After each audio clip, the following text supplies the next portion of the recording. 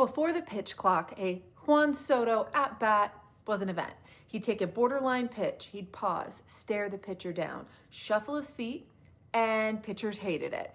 I'm Kate, this is Fansplain Me, and I break down the most unbelievable stories in sports, so tell me what I got right or fansplain me in the comments. So the Soto shuffle and the stare down. What's that about? Well, here's what most people miss. It wasn't just showboating. It was actually like there was a method to the madness. Soto had led Major League Baseball in walks multiple seasons. In 2023, he drew 132 walks. He owns a career on-base percentage north of 420. That's not accidental, right? He's disciplined at bat. He doesn't chase pitches. What he does is force pitchers into the zone or into mistakes. And the shuffle, that slowed everything down in the at-bat. It really stretched the moment and it forced the pitcher to sit in his own thoughts. You see, baseball is a rhythm sport, and Soto used, he controlled the tempo of the duel, right? And then came the pitch clock. What's that? Well, the pitch clock is a rule Major League Baseball introduced to limit how long pitchers and batters can take between pitches, with the goal of reducing dead time and speeding up games, which honestly is a good thing. I get that. Baseball can be boring. I mean, it can be fun too, but man, when it's boring, it is boring.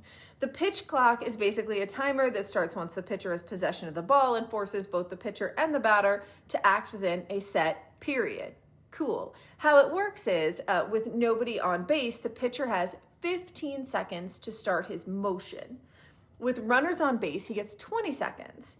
If he doesn't, automatic ball added to the count.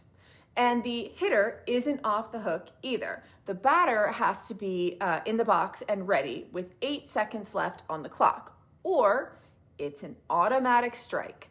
The goal was simple: cut dead time, and it worked.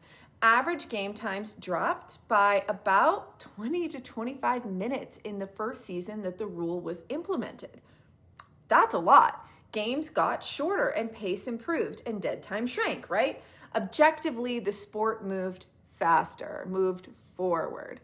But then something subtle shifted. Hitters now have limited time to reset. You can't step out and linger. You have to be ready as the clock winds down.